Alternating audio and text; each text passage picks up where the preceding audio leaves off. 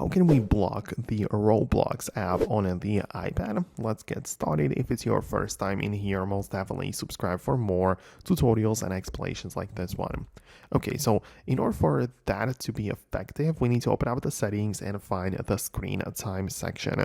And there are a few ways how we can go about it. First of all, we have the app limits, which means that we can tap on the add limit, look up the apps or games, and if you have it installed, you can select it from the list and set up a daily time limit for the app, which might be as low as 1 minute, and it just makes sure that the app is not allowed to be used any further than that. So that would be one thing, of course, setting up the app limits.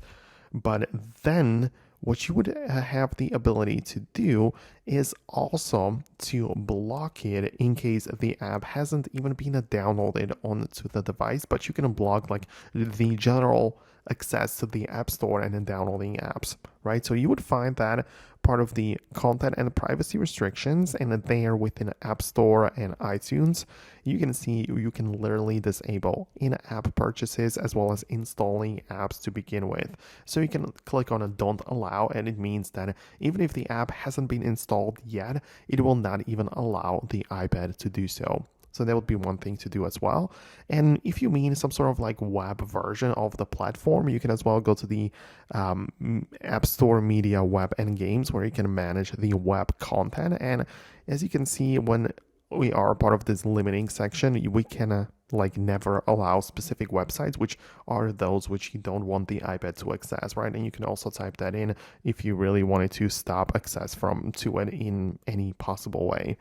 One more thing though, which is kind of important, is that we can actually lock these settings, because below we have the lock screen time settings button, and this lets you set up a passcode so only you know how you can change it. You know, if it's going to be locked by a distinct separate passcode, then nobody else will be able to make changes to these settings.